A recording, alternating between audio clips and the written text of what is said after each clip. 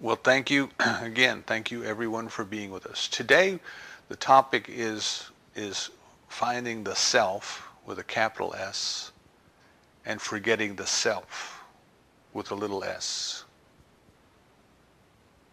The topic probably falls within the general question of who am I? We probably need to put quotation marks around the I, because even in our intellectual processes, in our thought processes, this concept of I can have different interpretations. For example, I can say I am. I can add a qualifier after that. I can say I am Jim, or I am a husband, or I am a father, or I am a member of the clergy, or all these other things that I could put after it. And there's a concept that goes with that. There's a part of what we'll call me that understands what I mean by that. And then there's I am, capital I, capital A, capital M, which we tend to recognize in our culture when we see it all capitalized like that. Well, that's referring to God. That's referring to God. God is the great I am. It was the great I am who spoke to Moses on Mount Sinai. I am that I am. So even when we say something as simple as I am, we can have more than one meaning, more than one interpretation, more than one concept of what that means. So there's this inner drive, or motive force, if we want to call it that, a desire within all human beings of all times to kind of answer this question, who am I? Who am I? If we read some of Joseph Campbell's work on mythology, he tells us that if you step back with an unbiased view, if you step back and you look at the religions of the world with an unbiased view, which is, I believe, the same thing that Dr. Holmes was telling us when he said to approach the subject without fear or superstition. But if we step back far enough and just observe, we can see that in different times, in different places, and in different cultures, people are trying to answer some very fundamental questions. Some of the philosophers called it the elementary ideas. These are kind of fundamental ideas to the human experience. Carl Jung might have called them the archetypes. These are some fundamental concepts that seem to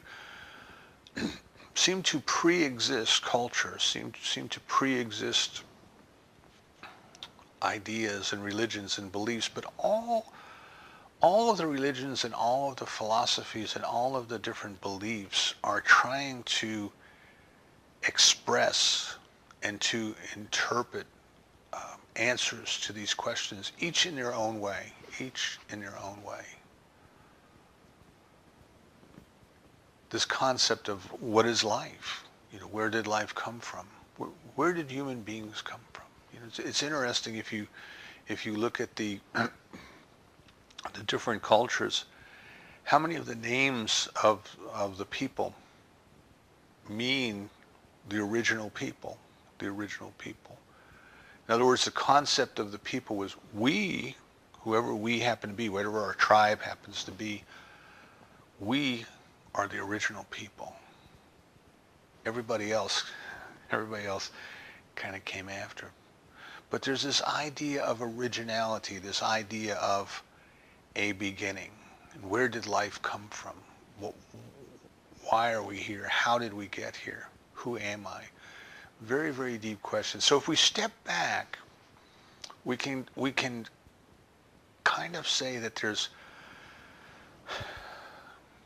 for lack of a better term, I would say a force. There's a force within that seems to be driving each and every one of us to discover this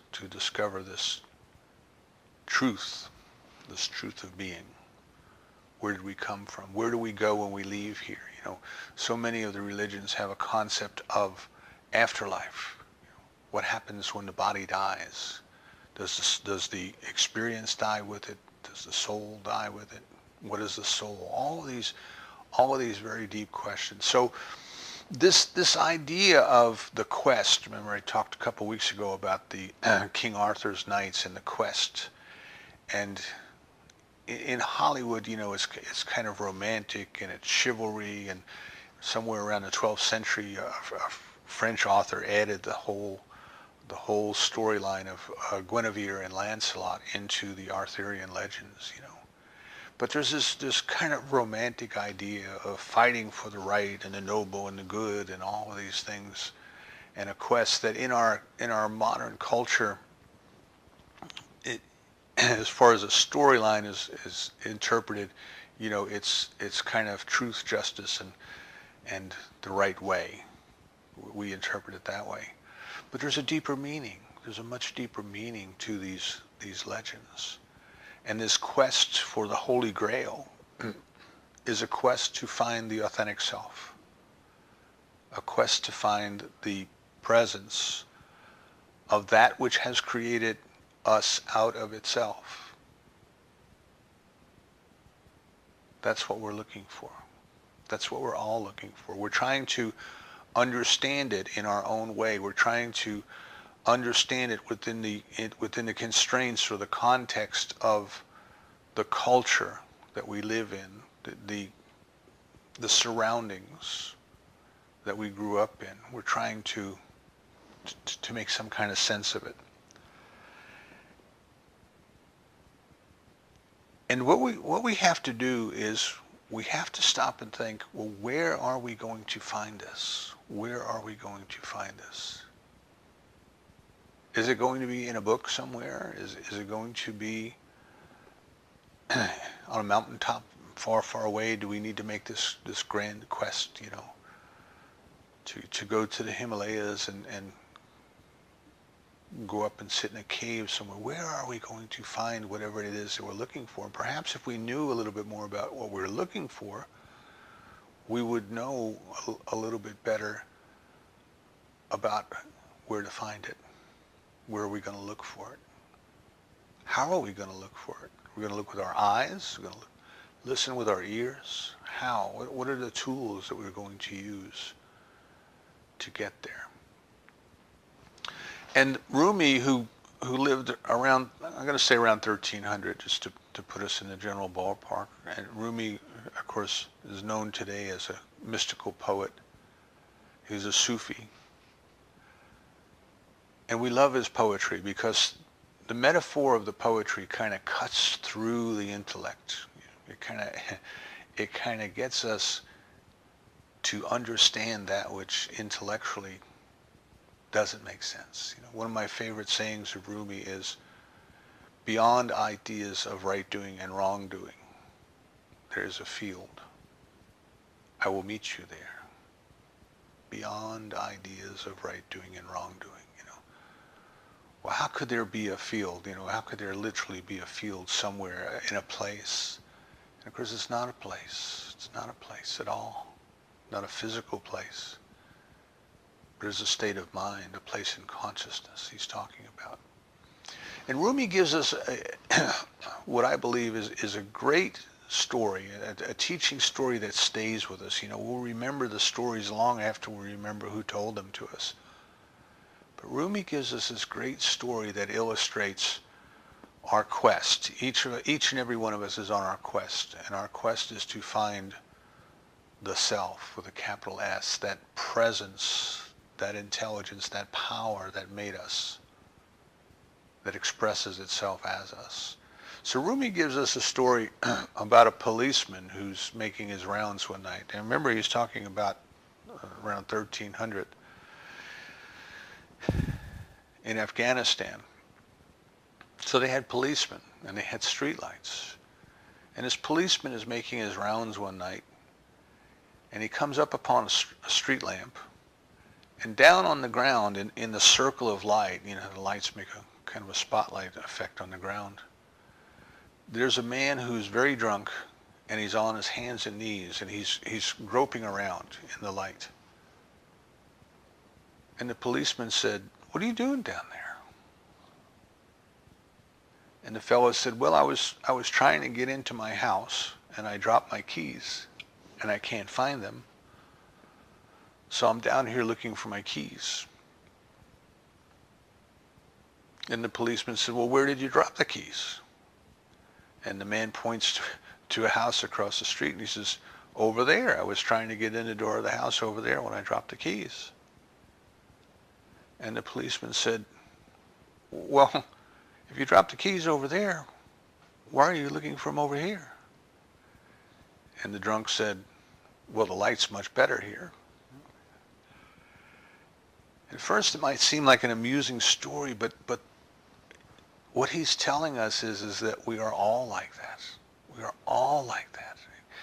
This applies to each and every one of us, and it is not the keys to the house that we're looking for, it's the keys to the kingdom that we're looking for. We're looking to find, what is it? What is this thing called life? What really is this thing called me? Who am I? Do I even know who I am? What am I?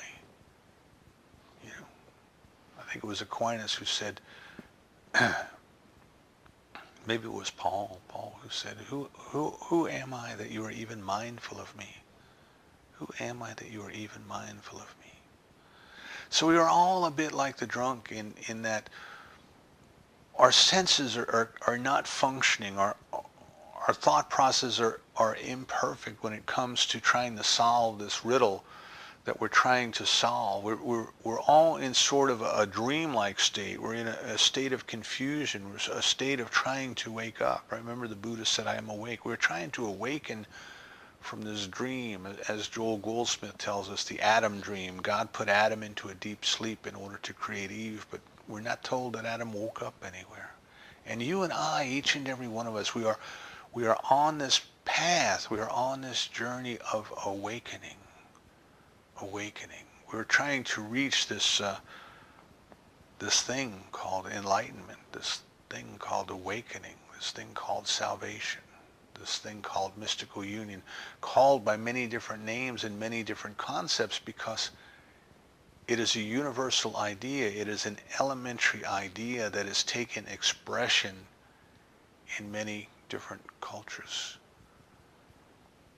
So we're like the drunk. We quite don't have all our faculties working for us, you know. We're in a dazed and confused state. We know we're supposed to be looking for something. There's a drive within us that is moving us forward, that is telling us to be searching. We assume that there's something there to be found, or we wouldn't even waste our time trying to search. But we're looking in the wrong places. And we're looking in the wrong places even though a part of us knows I'm looking in the wrong place. The light seems better over here. It seems more familiar over here. It's easier over here. It's not the difficult path, it's the easy path. So what happens to us is the same thing that would happen to the drunk. Is we will spend a lifetime on our hands and knees looking in all the wrong places when there's a part of us that knows the key is someplace else, knows that we need to go someplace else. And sometimes it takes somebody else to come along and say, you know, you're wasting your time. You're looking in all the wrong places. So we want to come back for a moment and kind of really kind of tie together the things that we've been talking about for the last few weeks and bring ourselves hopefully to a desire to get out from under the street lamp, to move away from the things that feel good but don't do much good in our journey. And to bring ourselves to that place where we are really, really going to discover, if we're ever going to discover it, to bring it to the place where we can discover it, instead of wasting times looking in places where we can't discover it. So briefly, we'll recap the spiritual journey. We'll kind of recap where the human race goes as human consciousness matures and as human consciousness kind of approaches this quest of trying to find out, who am I? Who am I? What is this thing called life, and how do I fit into it? You know, go to the beach on a starry night and look out over the ocean and see the stars that are out there, and understand how vast the ocean is, and then understand how vast the galaxy is, and understand how vast the universe is. And we say, oh my God, where do I fit in all of this? It's so big. Where's my place? Where do I fit? What is my identity? Who am I? We're trying to answer these questions. So the first phase we talked about is this phase of, you know, it's out there. Whatever it is, there's something out there, and it's extremely powerful, and it's extremely intelligent, and it's very fickle, very fickle. It can punish me. It can reward me. It can do all kinds of things to me. And what I need to do is I need to behave in a manner that pleases it. That's what we're trying to do at the first level. We are trying to modify our behavior in such a way that it pleases the power, whether the power be the God out there, or the boss in the office, or the teacher in the school, or the parents. Our first concept towards life then is that we want to please something out there, because if we please something out there, somehow it will take care of us. It'll make our lives easier. And of course, this brings us into our first concept of religions, which are mostly about behavior and obedience, the Ten Commandments. And there's nothing wrong with the Ten Commandments. There's nothing wrong with discipline. And there's nothing wrong at all with living a good and decent life, a moral life. In fact, that's kind of a prerequisite for further advancement, and that's why it's in the first stage, you know. But at some point, even just trying to satisfy this this morality, this idea of what is right and what is wrong, and behave in a manner that appeases that sense, it doesn't fulfill us. Doesn't fulfill us. At some point, we say, but is there more? Is there something else? Is there something beyond this? That motive force, that desire within us that causes us to seek, right? There's Augustine, I think, who said we couldn't even pray if God had not put the desire to pray within our hearts. There's something within us that is causing us to seek it. Meister Eckhart says, you know, God is like the child who plays hide and seek and then clears its throat so we will find it. You know, it's like God is saying, come here, find me. I'm here. Come on. You're getting warmer now. You're getting closer now. So this desire within us takes us to the point of saying, okay, so we live a good life. We live a moral life. We obey the commandments, if you will. We understand, you know, that we don't want to steal from our neighbors. We don't want to do any of those things. Those things are something that we wouldn't even consider. What else is there? And then we say, well, I want to get to know. I want to get to know. See? I want to understand intellectually. I want to understand.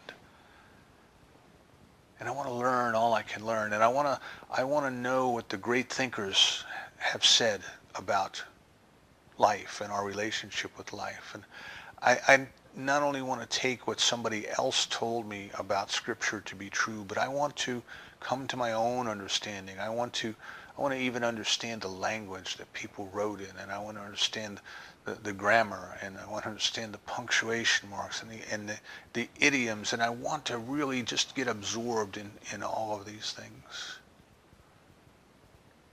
So the first level is very much about doing And then the second level was very much about learning. And at some point, that no longer satisfies. That no longer fulfills us. And life itself is nudging us forward and nudging us forward and driving us and moving us. And it says, I want to be one. I want to be with the beloved. As the Sufis say, I want to taste the sugar's sweetness. I don't want to be the sugar, but I want to taste its sweetness. I want to experience the very presence of God. So as we're in that middle phase, of accumulating knowledge, of accumulating ideas, of learning, of studying and applying ourselves, we eventually have to come to this question of, who is it that's learning? Who am I? Why am I here? And if we stop and think about it, we say, where am I going to find this thing called life? Where am I going to find this thing called God? Where am I going to find the omniscience, the omnipotence, the omnipresence? Where am I going to find love? Where is it? And what we have to come to realize is that everything that we see out there is an effect. It is not a cause. It is an effect. And everything that we see out there is not even out there. Everything that we see out there, we interpret through our intellect. We interpret it through our concept of it. And if we read enough, and if we study enough, and if we talk to other people enough, we come to realize that there are many different concepts for the same thing. So what I think it is not what it is. But what I think it is my mental concept of what it is. And your mental concept of what it is may be totally different. And neither one of us is experiencing it as it really is. We are experiencing it as we think it is, as we believe it to be. We don't know it. We think we know it. We think we know about it, but all we really know is our concept of it. So take the example then of a rose. You've heard the saying, take time to smell the roses and don't analyze the fragrance. Right? Take the concept of a rose. As we look about, our eye catches a glimpse of color. There's this original awareness, this original perception. We haven't named it yet. We haven't thought about what it means to us yet. It's just there. It's just there. There's an awareness, an original awareness. But as soon as we become aware, excuse me, the intellect kicks in, and the intellect starts to name it. Now remember that what the intellect does to things is it analyzes, it divides, it separates. It's this, it's not that. It's a rose, it's not a tulip. You see? It begins to recall everything that it knows about roses, how roses smell. When is the first time we've ever seen a rose? What is the name of this rose? Is this an English tea rose, or is it some other kind of rose? Is it a red rose, or is it a pink rose, or is it another kind of rose? How many different color roses are there? And what is going on is we are no longer experiencing the rose as just as simply as it is. We are beginning to experience our mental concept of a rose. Now, if my first experience with a rose as a small child was that I reached for a rose and I stuck my hand on the thorns, It might start to bring up an emotional response. It might start to bring up a reaction that says roses are frightening. Roses can hurt you. We need to stay away from roses. And I may have all of these feelings that there's no logical reason for them to exist any longer. I'm not a child anymore. I know how to get my hand around the thorns. But yet there's an attachment to this concept now. Now I'm emotionally invested in this concept. If my first experience with a rose was a very pleasant experience, well then I start to get feelings of pleasantness coming up, you know. Perhaps love comes up. Perhaps my experience of a rose is associated with my first love, my romances. And now all of these memories and these warm feelings of love start to come back to me. So here's two people looking at the same rose and having a totally different experience. So we have to keep in mind that this is the way that the intellect works. And none of those concepts are the rose. The rose still is the rose is a rose, as Shakespeare says. Right? It's still there. It's still untouched. It's totally unfettered by our opinions of it. And it just is. So if we spend enough time in thought, we come to realize that we don't really know. We don't really know a lot about the world around us. We have a lot of opinions about the world around us. We have a lot of concepts of the world around us. But we don't know. We're not experiencing the things as they are. We're experiencing the things as we believe them to be. So now we turn all of this to this idea of who am I? Who am I?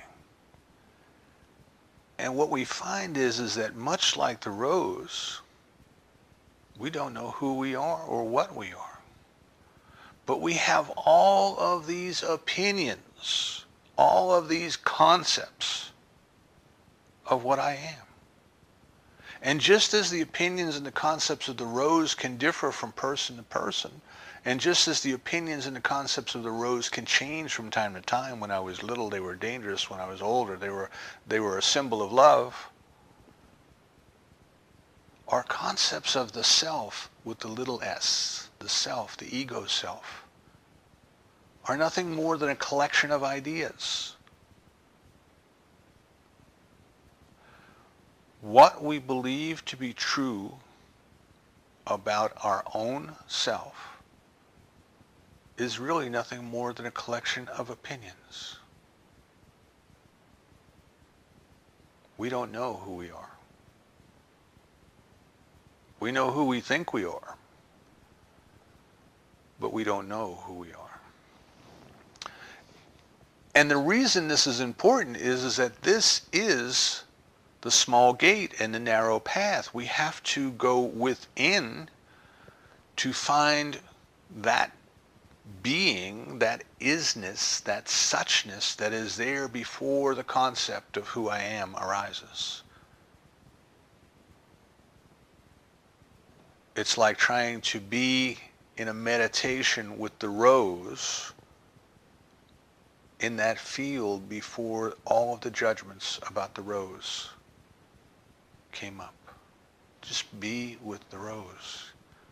Just experience the rose. Just smell the rose. Don't analyze the fragrance. The rose is the center of our being. It is the Holy Grail.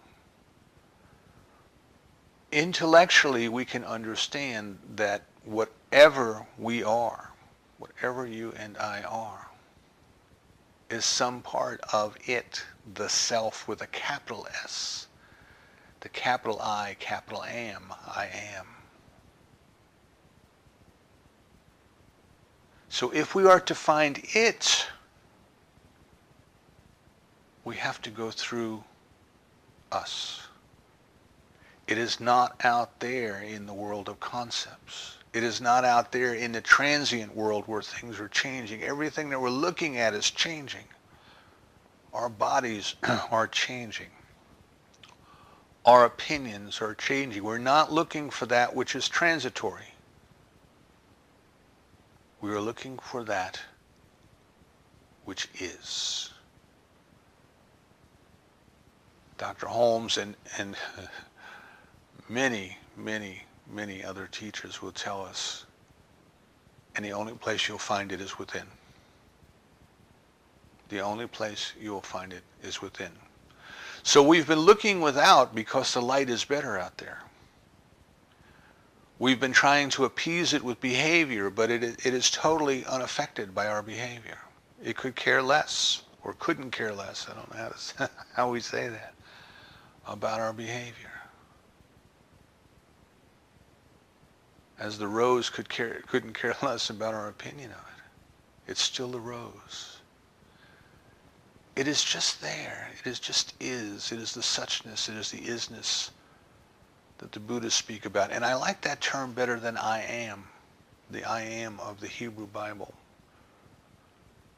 Just simply because the minute we say I am, we're confused. We're confused. There's the I am that is God, and there's the I am that I think I am. And Joel Goldsmith, in his way of dealing with this problem of separation, is he says we have to realize that there's only one I am. And it's God. And it's God. And we've got to lose the self with a little s. We've got to lose this concept that there is an I am that is separate from and different from and apart from God and each other and of life itself. The Buddhists give us an example of if you can imagine we just come into awareness and we're in this big open space, this huge open space. There's just this open space and awareness of the open space. And there's not an idea that there's a space and there's me. There's just this idea that there is. You see, there is. And we begin to dance, you know. The meme on Facebook, dance like no one's watching. We just begin to dance. We just begin to dance. And we're dancing. And then suddenly we become self-conscious. There's a difference between self-awareness and self-conscious, right? Self-awareness is just aware. But self-conscious it has a connotation of judgment. Am I doing it right? Is somebody watching me? Did I do that turn right? Did I move my hands too much? Did I have my ankle out too far this way or too far that way? And now we're no longer just there dancing. Now we are entirely stuck in our concept. We are entirely stuck in our concept of dance. We're not dancing anymore. We're not being one with the space. There's a space out there, and then there's me over here trying to dance within the space. And in my intellectual process, in my concept, I have set up a duality. I have set up a space and me. And we want to get back to that place before the duality existed, before the self-consciousness existed, into the beingness, into just being. Think of the infants when the infants first come in this world. They're there. They're here. When they're hungry, they eat. When they're tired, they sleep. And they just are. And they just accept the things that are about them.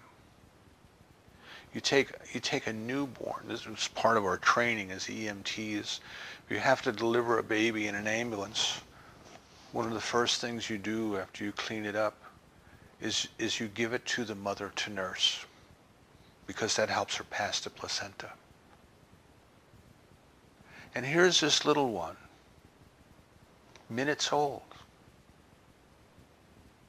And if mom takes the child and holds it to her breast, it knows how to nurse. It begins to suckle. It just is. You see, it just is. It doesn't stop and say, oh my God, am I worthy to eat, or is that going to make me fat, or gee, it doesn't do any of that. There's no judgment. There's no conceptualization. As far as we know, there's no thought process involved. It just is. It just is. And of course, later on in life, you see the child starts to get these ideas. Well, this is you, and that's your brother, and that's your sister, and this is mommy, and this is daddy. And the child starts to get all these other concepts, but these concepts are given to the child mostly.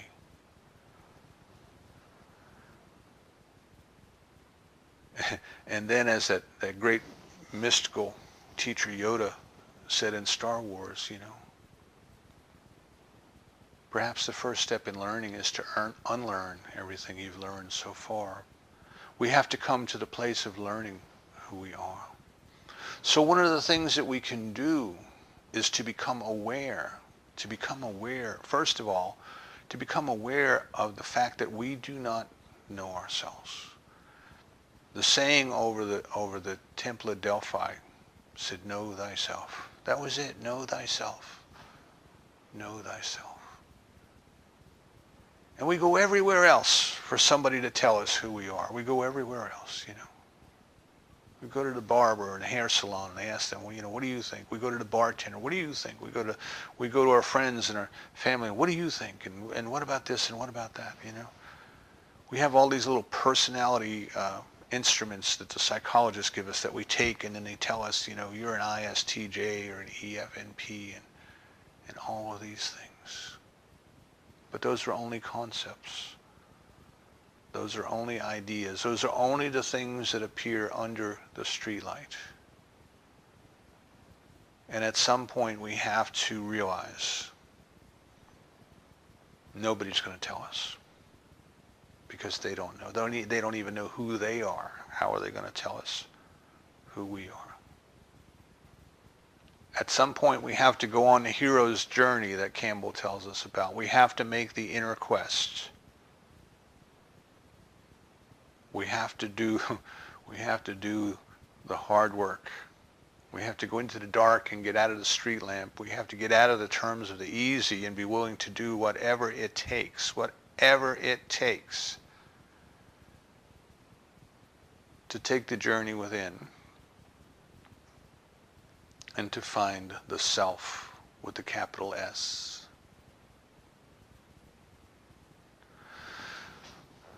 So we practice this through mindfulness. We practice this through our meditation.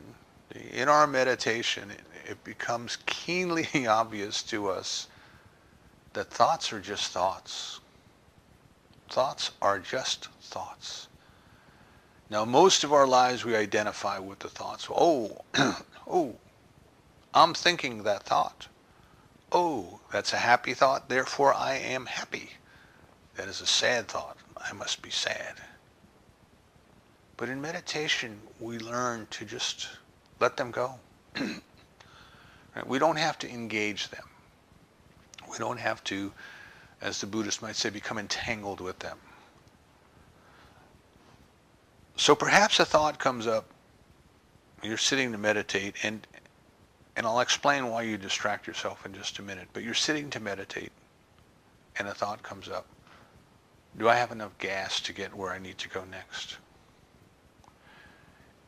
You become entangled with it. Well, when's the last time I got gas? Well, how far have I driven since then?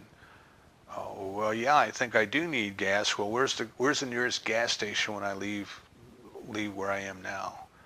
Oh, you know what? And they sell bread and milk, and maybe I need bread. And so now we are no longer meditating, but we are following this train of thought, this entanglement,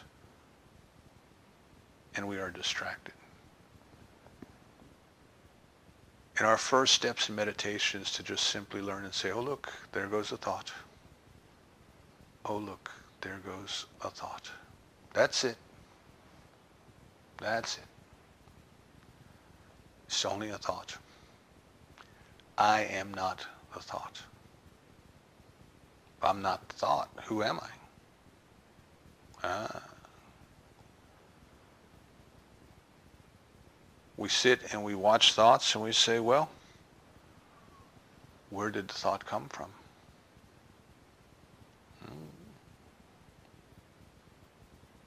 Where did the thought go? And there's a space, you see, there's a space, there's a stillness, there's an emptiness. It's kind of like when you start to meditate and you use your breath as a meditation, and you realize that you're breathing in, and then there's a gap, you see. There's a stillness, there's a gap. And then the breath turns and the breath goes out. And it goes all the way out. And there's a gap. It's neither going out nor is it coming in. But then it turns, you see. And it comes back in. And the thoughts seem to be the same way.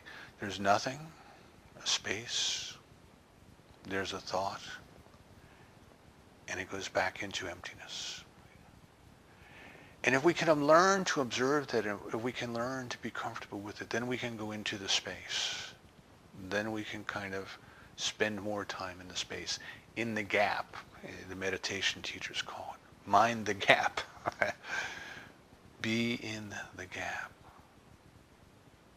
So if I'm not the thought, and if I can observe the space, and the space is nothing, then who am I? What am I? And we learn that we are the observer, the witness. I am not thinking the thought, I am observing the thought. I am not angry. I am the one observing the angry thought. And what this teaches us to do is it teaches us to very simply be still and know.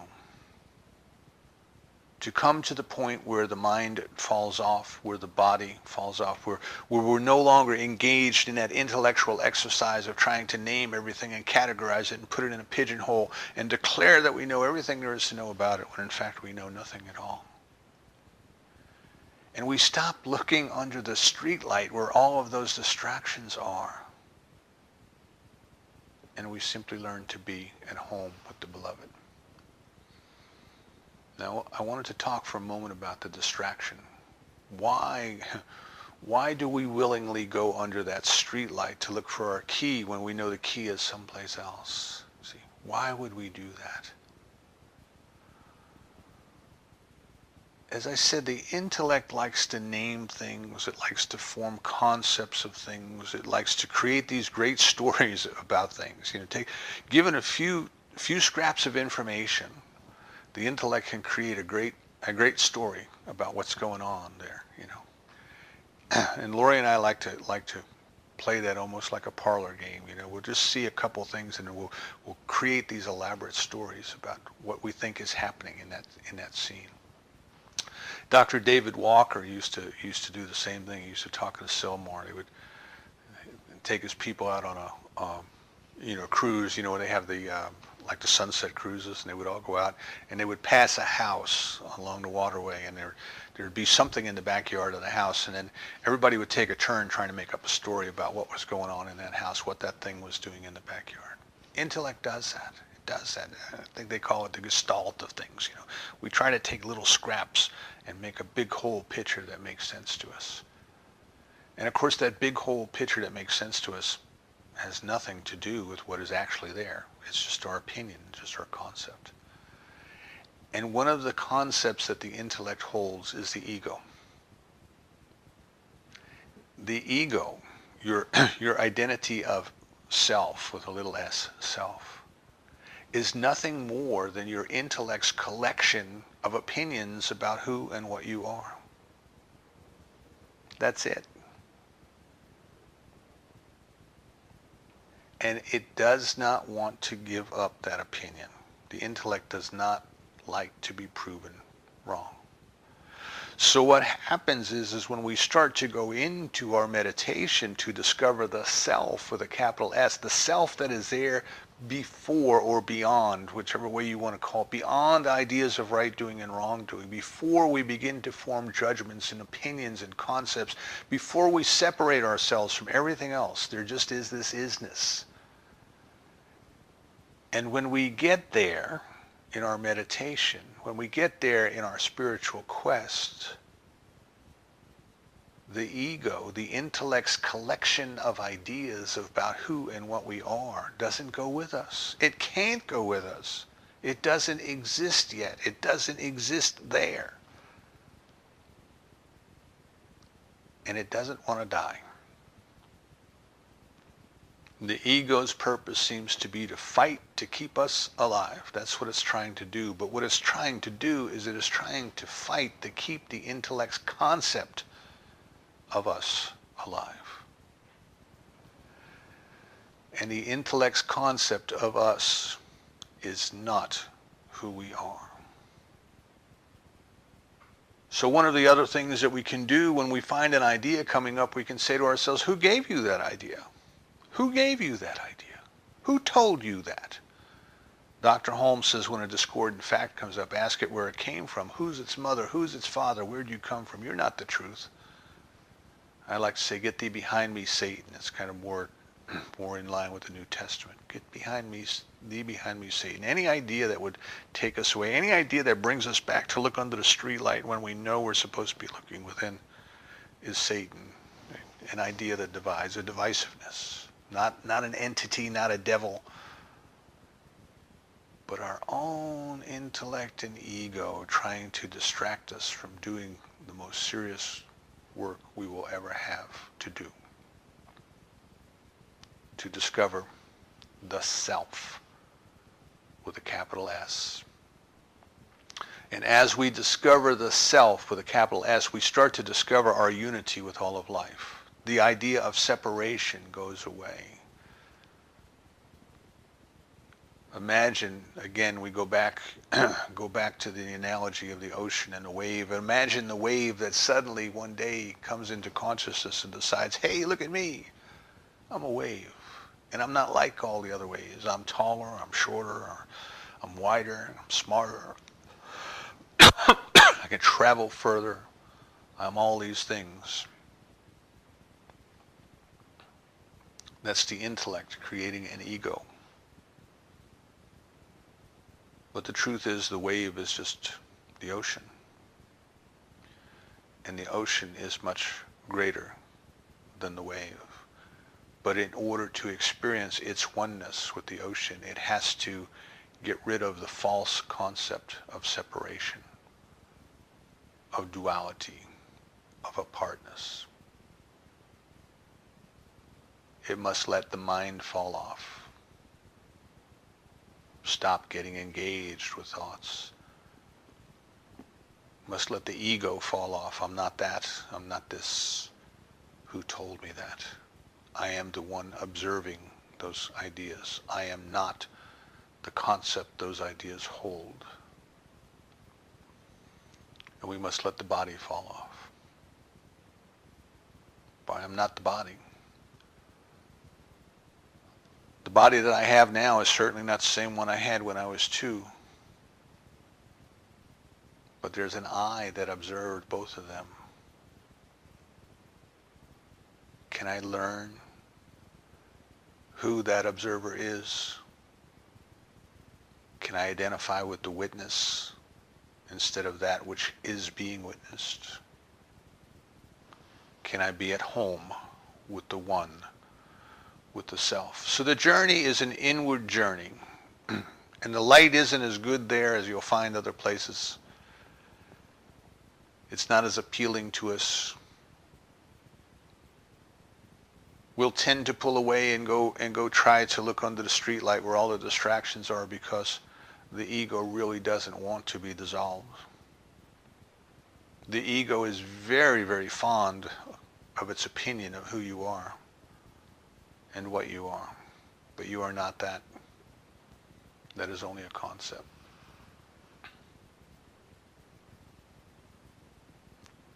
We must, at some point, we must commit ourselves to the inward journey.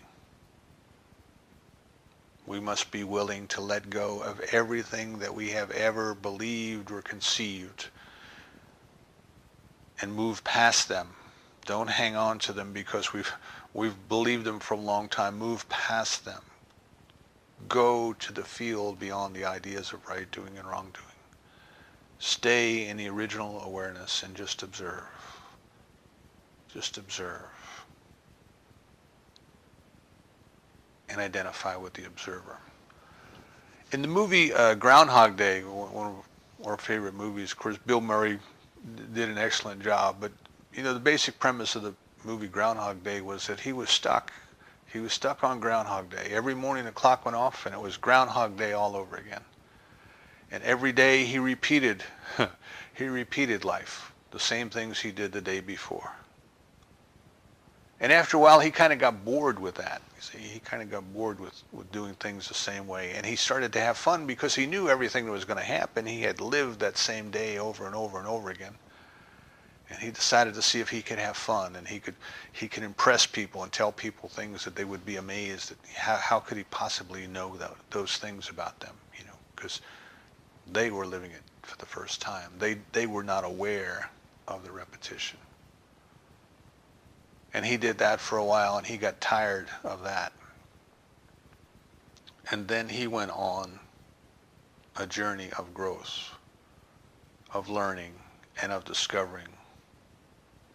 And it was when he began to grow as an individual, when he began to grow personally,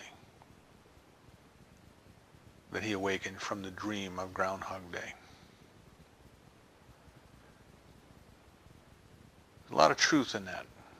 The Buddhists would say we're stuck in the wheel of life. We're stuck in the dream of suffering. And we can continue to go around and around and around, doing the same things under the same streetlights over and over and over again. At some point we have to awaken. We have to dedicate ourselves to our growth, which is always just simply a discovery of the self with a capital S. We must be willing to give up our old beliefs, our old thoughts, our old ways,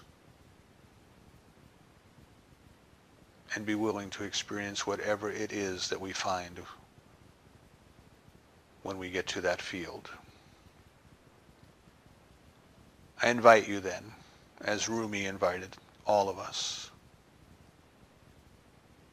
let's find that field beyond the ideas of right doing and wrong doing. And let us meet each other there.